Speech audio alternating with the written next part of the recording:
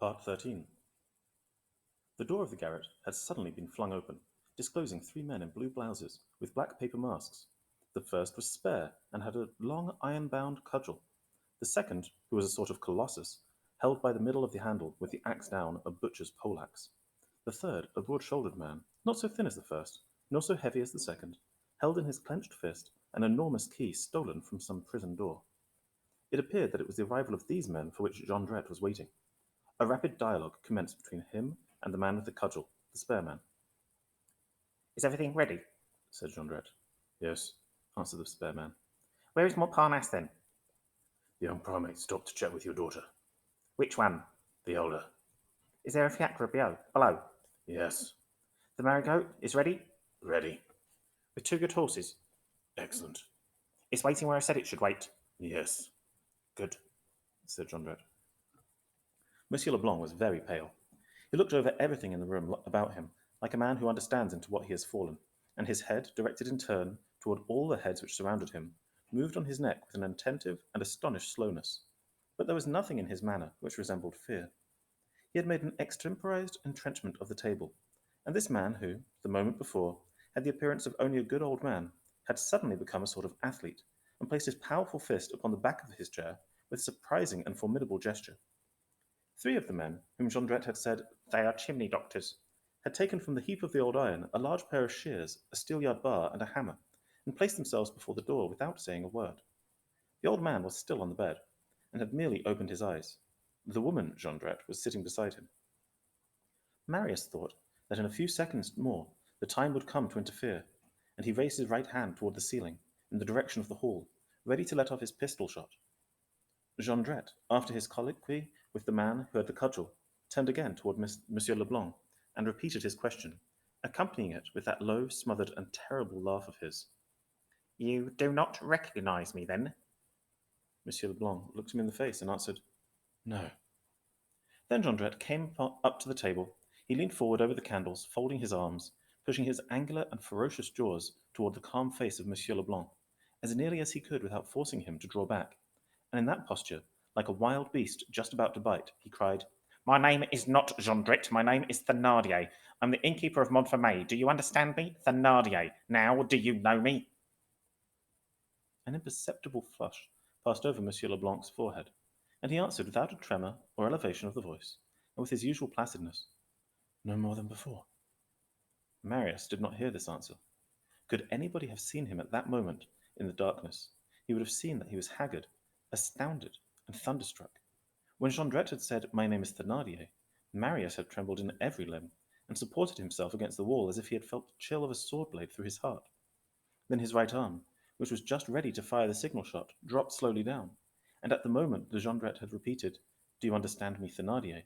Marius' nervous fingers had almost dropped the pistol. Jondrette, in unveiling who he was, had not moved Monsieur Leblanc, but he had completely unnerved Marius. That name of Thénardier, which Monsieur Leblanc did not seem to know, Marius knew. Remember what that name was to him. That name he had worn on his heart, written in his father's will. He mingled it with the name of his father in his worship. What? Here was Thénardier? Here was that Thénardier? Here was that innkeeper of Montfermeil, for whom he had long and so vainly sought. He found him at last, and how? This saviour of his father was a bandit. What a fatality! What a bitter mockery of fate! If he had resolved, if ever he found this Thénardier, to accost him in no otherwise than by throwing himself at his feet, and now he found him indeed but to deliver him to the executioner? What a mockery to have worn so long upon his breast the last wishes of his father, written by his hand, only to act so frightfully contrary to them. But on the other hand, to see him ambuscade and not prevent it? To condemn the victim and spare the assassin? Could he be bound to any gratitude towards such a wretch? All the ideas which Marius had had for the last 4 years were, as it were, pierced through and through by this unexpected blow. He shuddered. He felt that he was mad. His knees gave way beneath him, and he had not even time to deliberate. With such fury was the scene which he had before his eyes rushing forward. It was like a whirlwind, which he had thought himself master of, and which was carrying him away. He was on the point of fainting. Meanwhile, Thénardier, we will call him by no other name henceforth, was walking to and fro before the table in a sort of bewilderment and frenzied triumph. He clutched the candle and put it on the mantel with such a shock that the flame was almost extinguished, and the tallow was spattered upon the wall. Then he turned toward Monsieur Leblanc with a frightful look, spit out this, Singed, smoked, spasted, spitted. and he began to walk again in full explosion. Ha! Cried he. I've found you again at last, Monsieur Philanthropist, Monsieur Threadbare Millionaire, Monsieur Giver of Dolls, Old Marrowbones. Ha! You do not know me. No, it was not you who came to Montfermeil, to my inn 8 years ago, the night of Christmas, 1823. It was not you who took away Fantine's child from our house, the Lark. It was not you who had a yellow coat, no, and a package of clothes in your hand, just as you came here this morning. Say now, wife, it is his mania, it appears, to carry packages of woolen stockings into houses. Old benevolence, get out. Are you a hosier, Monsieur Millionaire? You give the poor your shop sweepings, holy man. What charlatan! Ha! You do not know me? Well, I know you. I knew you immediately as soon as you stuck your nose in here. Zoons! You make a mock of me once. You are the cause of all my misfortune. For 1,500 francs, you got a girl that I had, and who certainly belonged to rich people, and who had already brought me in a good deal of money, and from whom I ought to have got enough to live on all my life. Say now, you must have thought me green when you went away with the Lark. Revenge. The trumps are in my hand today. You were skunked, my good man.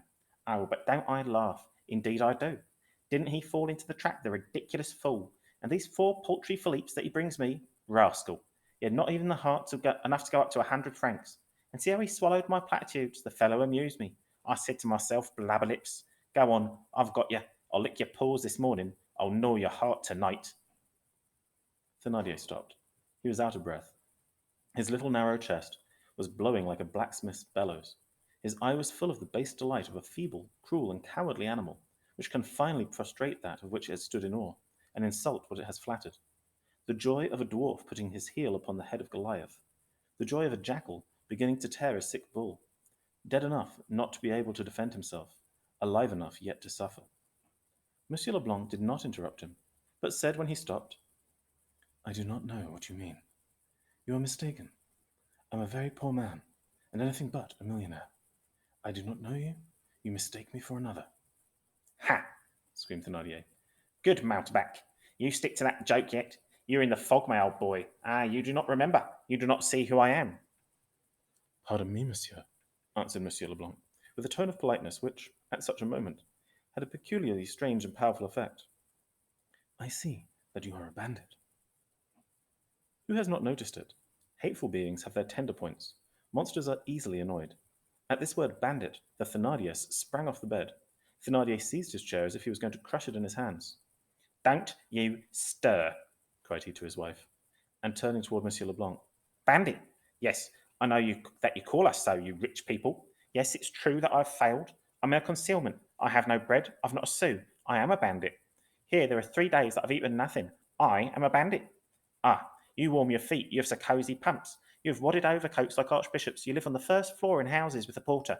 You eat truffles. You eat 40 franc bunches of asparagus in the month of January, and green peas. You stuff yourselves. And when you want to know if it's cold, you look in the newspaper to see at what degree the thermometer of the inventor Chevalier stands. But we are our own thermometers. We have no need to go to the quay at the corner of the Tour de l'Orge to see how many degrees below zero it is. We feel the blood stiffen in our veins, and the ice reach our hearts, and we say there is no God. And you come into our caverns, yes, into our caverns, and call us bandits. But we will eat you. We will devour you, poor little things. Monsieur Millionaire, know this. I've been a man established in business. I've been licensed. I've been an elector. I'm a citizen, I am. And you, perhaps, are not one. When Thénardier had taken breath, he fixed his bloodshot eyes upon Monsieur Leblanc, and said in a low and abrupt tone, What have you to say before we begin to dance with you? Monsieur Leblanc said nothing. In the midst of this silence, a hoarse voice threw in this ghastly sarcasm from the hall. If there's any wood to split, I'm on hand. It was the man with the poleaxe who was making merry. At the same time, a huge face, bristly and dirty, appeared in the doorway, with a hideous laugh, and which showed not teeth but fangs. It was the face of the man with the poleaxe. What have you taken your mask off for? Cried Thénardier furiously. To laugh, replied the man. For some moments, Monsieur Leblanc had seemed to follow and to watch all the movements of Thénardier, who, blinded and bewildered by his own rage, was walking to and fro in the den with the confidence inspired by the feeling that the door was guarded, having armed possession of a disarmed man, and being 9-1, even if the Thénardier should count but for one man. In his apostrophe to the man with the poleaxe, He turned his back to Monsieur Leblanc. Monsieur Leblanc seized this opportunity, pushed the door away with his foot, the table with his hand, and at one bound with a marvellous agility, before Thénardier had a time to turn around, he was at the window. To open it, to get up and step through it, was the work of a second. He was half outside when 6 strong hands seized him and drew him forcibly back into the room. The 3 chimney doctors had thrown themselves upon him. At the same time, the Thénardiers had clutched him by the hair. At the disturbance which this made, the other bandits ran in from the hall. The old man who was on the bed, and who seemed overwhelmed with wine, got off the pallet, and came tottering along with a road mender's hammer in his hand. A Herculean struggle had commenced. With one blow full in the chest, Monsieur Leblanc had sent the old man sprawling into the middle of the room. Then, with 2 backstrokes, he had knocked down the 2 other assailants, whom he held one under each knee. The wretches screamed under the pressure as if they had been under a granite millstone, but the 4 others had seized the formidable old man by the arms and the back and held him down over the 2 prostrate chimney doctors. Thus master of the latter, and mastered by the former, crushing those below him and suffocating under those above him, vainly endeavouring to shake off all the violence and blows which leaped upon him, Monsieur Leblanc disappeared under this horrible group of the bandits, like a wild boar under a howling pack of hounds and mastiffs. They succeeded in throwing him upon the bed, nearest the window, and held him there in awe. The Thénardiers had not let go of his hair. 2 of the chimney doctors pushed the drunkard up to the heap of the old iron with their feet. Babet, what did you bring so many for? Said Thénardier in a low tone to the man with the cudgel. It was needless. What would you have? Replied the man with the cudgel. They all wanted to be in. The season is bad. There's nothing doing. The pallet upon which Monsieur Leblanc had been thrown was a sort of hospital bed, supported by 4 big, roughly squared wooden posts. Monsieur Leblanc made no resistance. The brigands bound him firmly, standing with his feet to the floor, by the bedpost furthest from the window and nearest to the chimney. When the last knot was tied, Thénardier took a chair and came and sat down nearly in front of Monsieur Leblanc. Thénardier looked no longer like himself. In a few seconds, the expression of his face passed from unbridled violence to tranquil and crafty mildness. Marius hardly recognized in that polite, clerkly smile the almost beastly mouth which was foaming a moment before. He looked with astonishment upon this fantastic and alarming metamorphosis, and he experienced what a man would feel who should see a tiger change itself into an attorney. Monsieur, said Thénardier, and with a gesture dismissing the brigands, who still had their hands upon Monsieur Leblanc. Move off a little, and let me talk with Monsieur. They all retired toward the door. He resumed. Monsieur, you were wrong in trying to leap out the window. You might have broken your leg. Now, if you please, we will talk quietly. In the first place, I must inform you of a circumstance I have noticed, which is that you have not yet made the least outcry. Indeed, you might have cried thief a little. I would not have found that inconvenient. Murder, that is said upon occasion, and as far as I'm concerned, I should not have taken it in bad part. It's very natural that one should make a little noise when he finds himself with persons who do not inspire him with as much confidence as they might. But, in short, you did not cry out. That was better. I make you my compliments for it, and I will tell you what I conclude from it. My dear monsieur, when a man cries out, who is it that comes? The police. And after the police, justice. Well, you did not cry out, because you were no more anxious than we to see justice and the police come. It's because, I suspected as much long ago, you have some interest in concealing something. For our part, we have the same interest. Now we can come to an understanding. Thénardier quietly got up, went to the fireplace, took away the screen, which he leaned against the nearest pallet, and thus revealed the furnace full of glowing coals, in which the prisoner could plainly see the chisel at a white heat, spotted here and there with little scarlet stars. Then Thénardier came back and sat down by Monsieur Leblanc. I continue, said he. Now we can come to an understanding. Let us arrange this amicably. I was wrong to fly into a passion just now. I do not know where my wits were.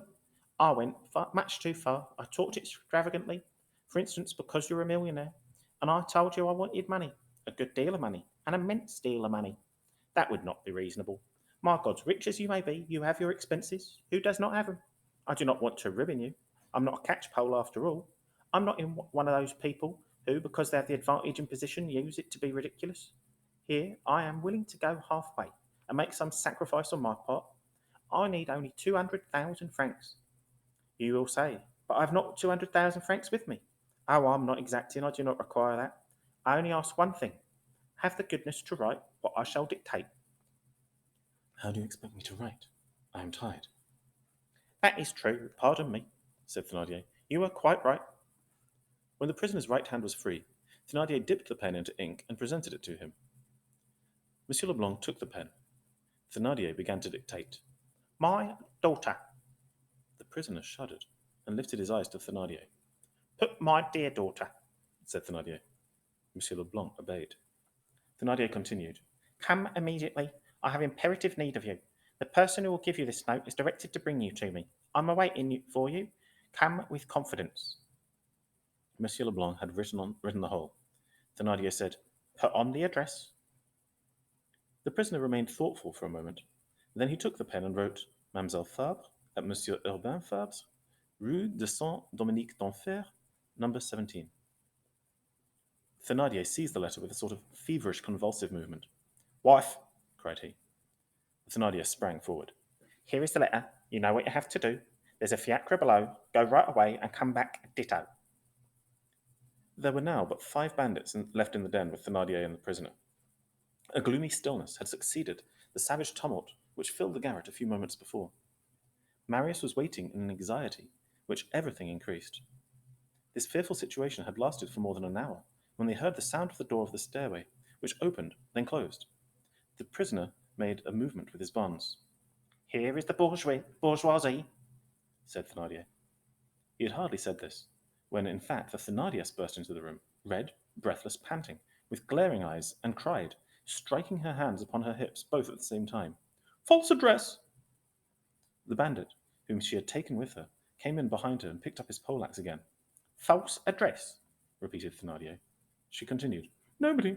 Rue Saint-Dominique, number 17. No Monsieur Urbain Fabre. They do not know who he is. She stopped for lack of breath, then continued. Monsieur Thénardier, this old fellow has cheated you. You are too good, do you see? I would have cut up the Margalette for you in quarters to begin with, and if he had been ugly, I would have cooked him alive. Then he would have had to talk, and tell where the girl is, and tell where the rhino is. That is how I would have fixed it. No wonder they say that men are stupider than women.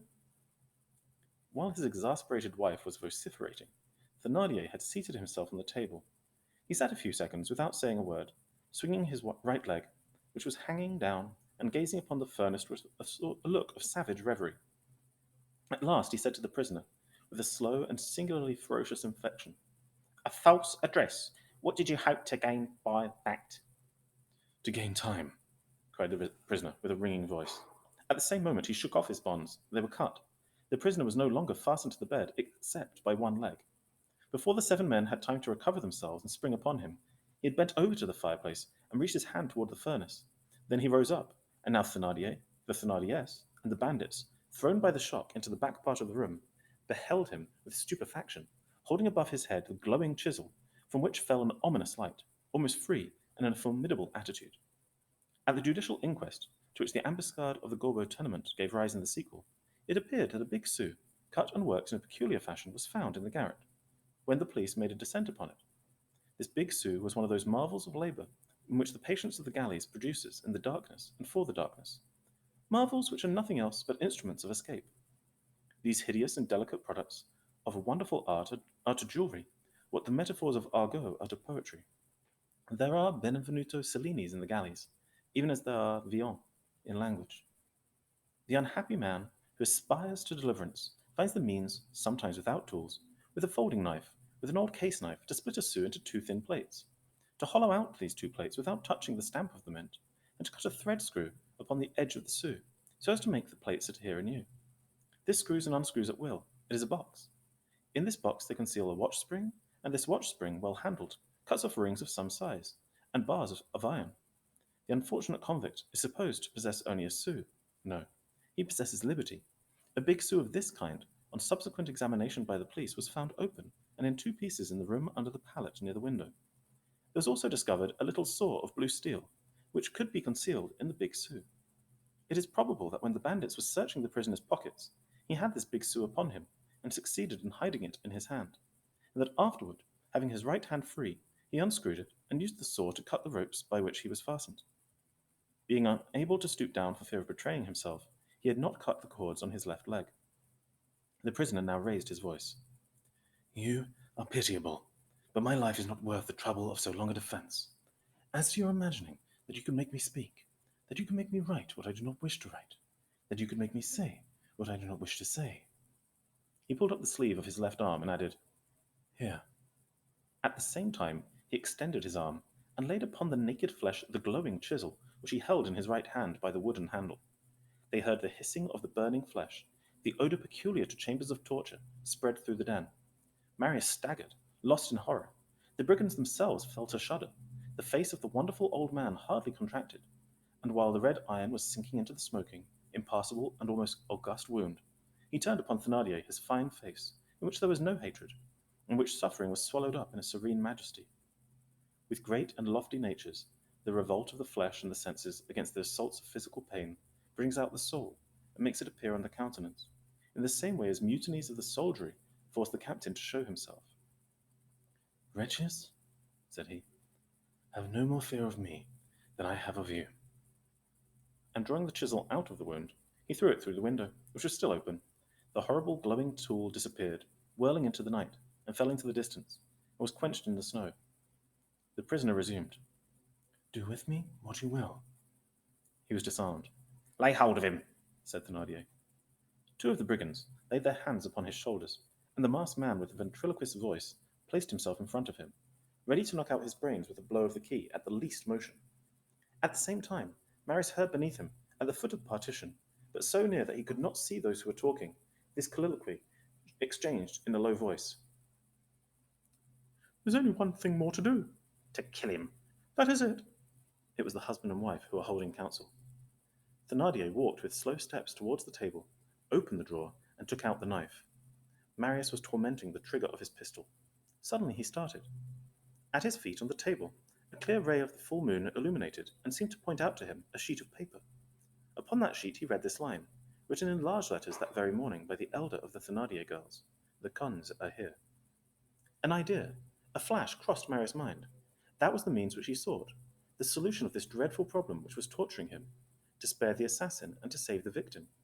He knelt down upon his bureau, reached out his arm, caught up the sheet of paper, quietly detached a bit of plaster from the partition, wrapped it in the paper, and threw the whole through the crevice into the middle of the den. It was time.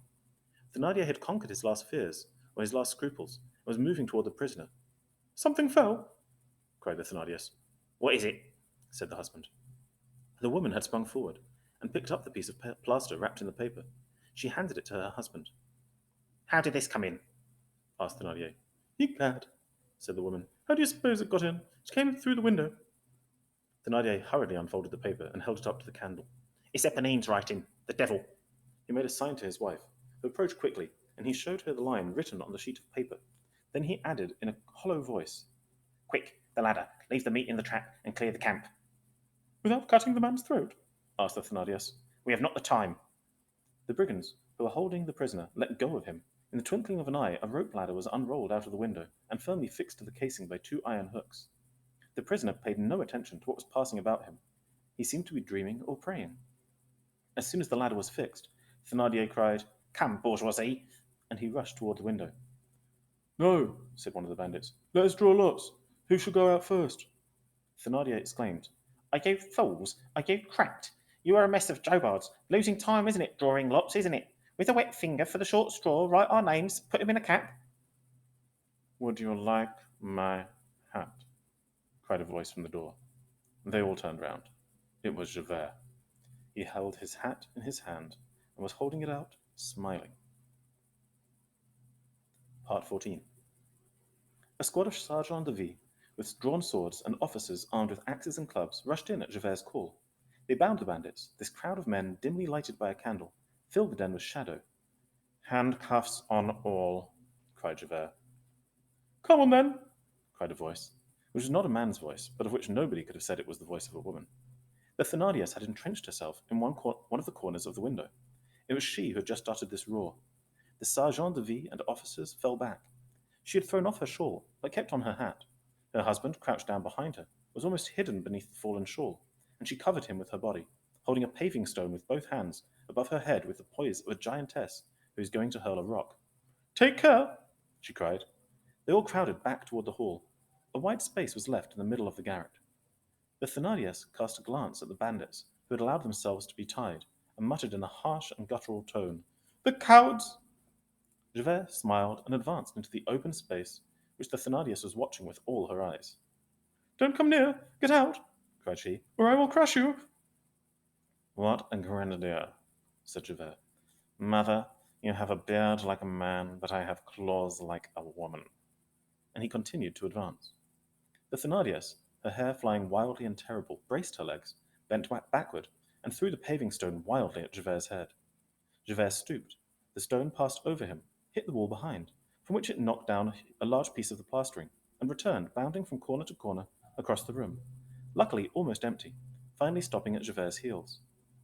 At that moment, Javert reached the Thénardier couple.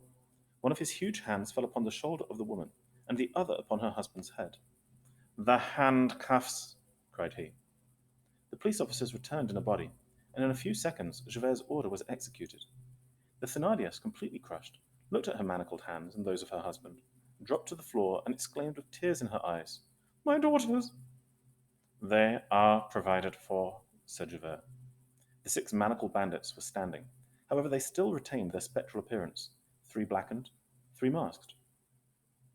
"Keep on your masks," said Javert, and passing them in review with the eye of a Frederick II at parade at Potsdam, he said to the 3 chimney doctors, "Good day, Brigonnet.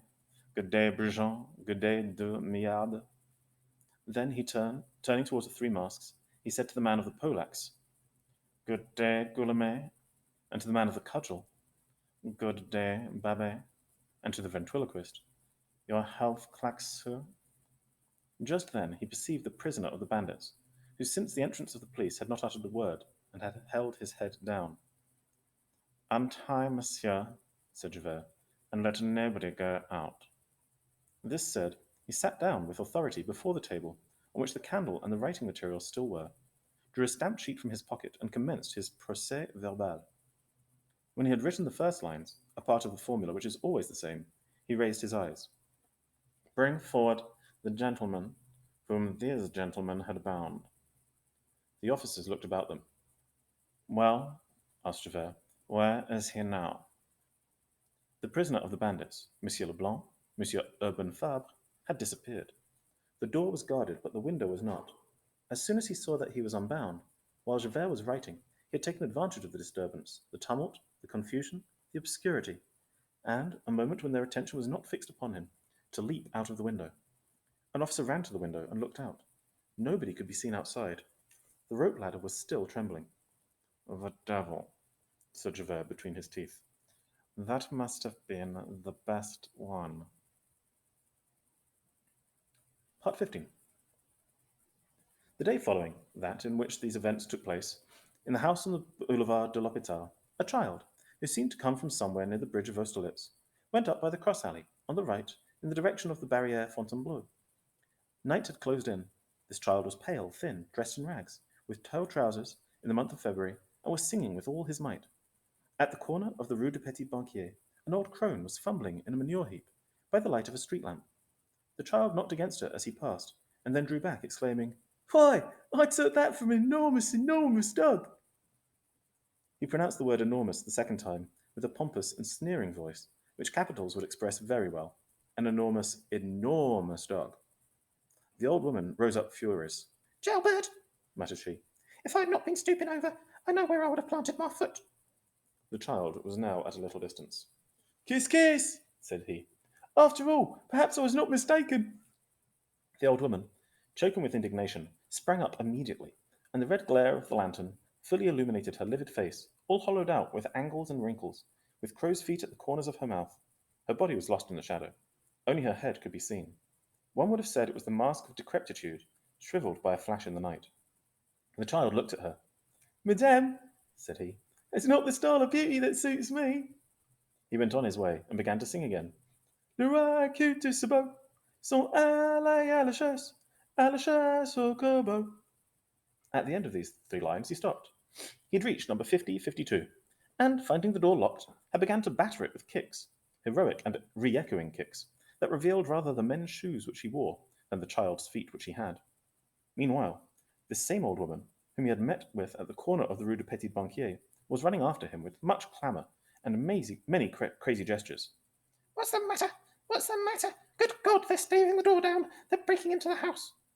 The kicks continued. The old woman exhausted her lungs. Is that the way they use houses nowadays? Suddenly she stopped. She'd recognized the gamin. What? Is that Satan? Hello, it's the old woman, said the child. Good day, Bug and Moosh. I've come to see my ancestors. The old woman responded with a composite grimace, an admirable extemporization of hatred, making the most of decay and ugliness, which was unfortunately lost in the obscurity. There's nobody there, Nosy. Sure, said the child. Where's my father then? At the force. And my mother? At Saint-Lazare. Well, and my sisters? At Les Madelonnettes. The child scratched the back of his ear, looked at Madame Burgon and said, Ah! Then he turned on his heel, and a moment afterward the old woman, who stopped on the doorstep, heard him sing with his clear, fresh voice, as he disappeared under the black elms shivering in the wintry winds. Les rats qui te se battent sont allés à la chasse au corbin, montés de se chercher, quand on passait dessus, on huait dessus.